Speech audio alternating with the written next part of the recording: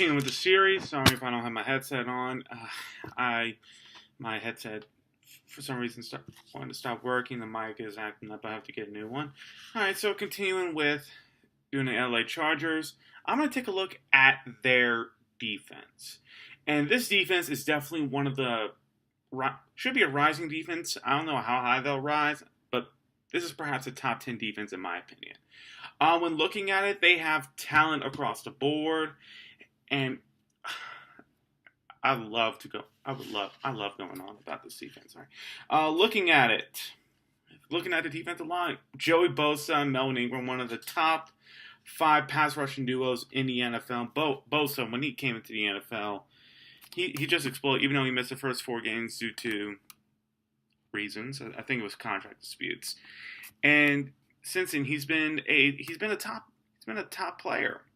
And Ingram, and with Melvin Ingram, it took him a while. It took him a while when he came into the league. You know, he was pretty slow getting into everything. He was struggling to really get his groove on. But then, you know, starting from 2016 going on, he's been an improved pass rusher. I think he's gotten double-digit sacks the last 2 seasons. And he's now very essential to his defense. The only problem is, you know, their run defense last year was pretty bad. I think they gave up league high in yards per carry. That, come on, and with Brian Meebane and Corey Lucha probably being a defensive tackles, it should improve, especially with one of their most recent draft picks. But you know, if they can improve their run defense, I can see this team being a lot better. Defense being a lot better. Now the linebackers, it's a little questionable, probably their weakest, but when you look at the rest of their positions going group to group, their linebackers would rank as being above average or borderline good. It's definitely not bad. With Denzel Perryman being one of the linebackers, and you even got you also got Jatavius Brown also made the other linebacker position. That's a pretty good group of linebackers to really go with. Perryman, if he can stay healthy, he can help improve that run defense, really get communication going. Jatavius Brown's a good cover linebacker, borderline run stuffer, and even would help their special teams if there's any trouble with that. They do have some other guys that they like to rotate, probably Colin Emmanuel and James Onwuelu, to really improve this defense. But the linebacking core, it's solid. It's solid run. But now, time for the piece de resistance. Their defensive backcourt. Specifically, right now, their cornerback core. This is a great cornerback group. Perhaps the best in the NFL. Probably better than the Jaguars, better than any team you can probably mention. Because they got one thing that probably none of the other teams have. Depth. They have great depth in that defensive backfield. All right, the 2 starting corners right now are Casey Hayward and rising second-year corner Trevor Williams. Williams really stepped in after Jason Verrett went down with another injury. And, of course, you know, Casey Hayward, since he signed that contract with the Chargers, he's been a nonstop All-Pro. And I think he's got an extension already, but if he hasn't, he should be looking towards another extension. Another linebacker, I'm sorry, I'm losing. More cornerbacks that they have. Desmond King, one of the better steals of the draft. I mean, a lot of people talk about Alvin Kamara as a steal. Desmond King was also a really good steal, especially the fact that he was in the 5th round, and he stepped up as a slot defender.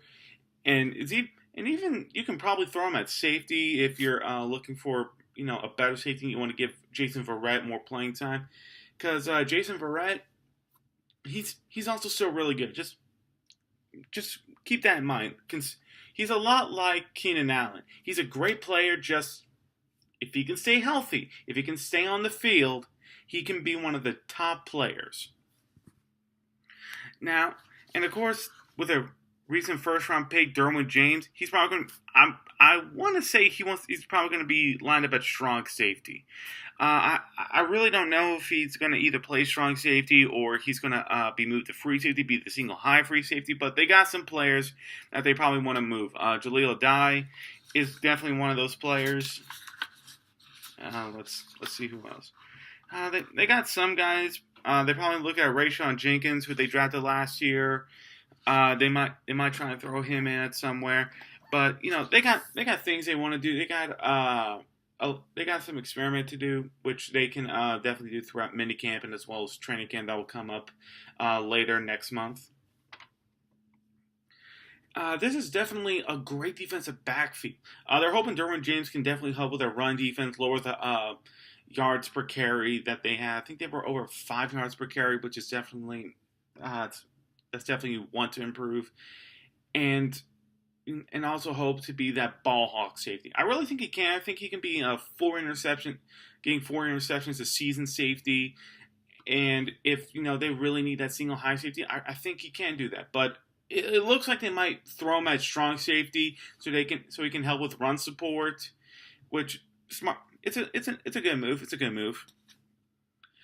This defense definitely has the best potential to be a top 10 defense. The talent all around is definitely noteworthy and should be and I would commend this. I think being able to improve against run defense, which was their, like I said, their biggest weakness. Here I am reiterating things all over again. This team has nowhere to go but up. Again, their biggest downfall is going to be durability.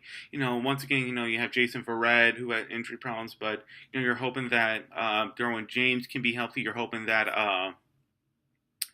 the rest of these players can stay healthy and continue improving. You're hoping Trevor Williams doesn't have a downfall season, which I don't think that's going to happen. Same with Desmond King. I think both those players are going to continue going up, and you can see them probably getting some Pro Bowl mix, maybe not. Just depends how much exposure they get. Their linebackers, again, if Perryman can stay healthy, or at least rebound well from his injury, this will be a much better group altogether. I think the defensive line coach is definitely going to focus on stopping the run defense because it all starts with your front four, starts with your 2 guys in the middle, which is right now Corey Lugit and Brandon Mebane. I think they run a 3-4 defense, which would put more on Mebane, but still you want to get Lugit and Mebane really in it, in stopping this stopping the run attack. And I really do like this defense. I want to keep an eye on it throughout the entire season. I want to see how they progress and how they go between each opponent, because they're facing against because with their schedule, they're facing a good amount of teams that have a powerhouse offense or have the potential to be a powerhouse offense or have enough talent to become a powerhouse. So next video, we'll talk about the schedule.